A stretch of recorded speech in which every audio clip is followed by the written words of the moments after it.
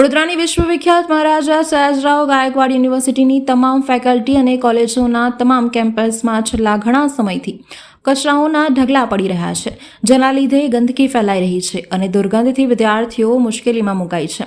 ત્યારે આજે એનએસયુઆઈના કાર્યકર્તાઓ કચરાનો ઢગલો લઈને એમએસ યુનિવર્સિટીની હેડ ઓફિસ ખાતે પહોંચ્યા હતા, જેથી યુનિવર્સિટી તંત્રને ખબર પડી કે યુનિવર્સિટીની અલગ અલગ ફેકલ્ટીઓમાં કયા પ્રકારના કચરા છે।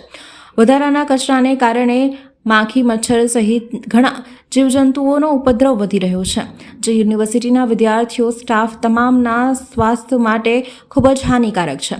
ત્યારે સૂત્રોચ્ચાર સાથે આવેદનપત્ર આપવામાં આવ્યું હતું। યુનિવર્સિટીમાં સાફ સફાઈ માટે જે પણ એજન્સીને કોન્ટ્રાક્ટ આપવામાં આવેલ છે તેને તાત્કાલિક ધોરણે બરખાસ્ત કરીને યુનિવર્સિટીની તમામ ફેકલ્ટીને સ્વચ્છ અને સુંદર બનાવી વિદ્યાર્થીઓને સ્વચ્છ વાતાવરણ આપવા एनएसयूआई द्वारा वीसी ने रजूआत કરવામાં આવી હતી। यूनिवर्सिटी के विविध कैंपसों में जाकर जहाँ पे जो कचरा था, जहाँ पे जो कूड़ा था, वो एकत्र करके वाइस चांसलर जी को हम देने गए थे, क्योंकि यूनिवर्सिटी में आप कोई भी फैकल्टी में जाके देखिए तो हर फैकल्टी में आपको कचरा नज़र आएगा। एनएसयूआई ने काफ़ी पहले भी ये मुद्दे पे रजूआत वाइस चांसलर सी से, रजिस्ट्रार सी से की थी, लेकिन कोई भी इम्प्लीमेंट ये चीज़ पे हुआ नहीं था।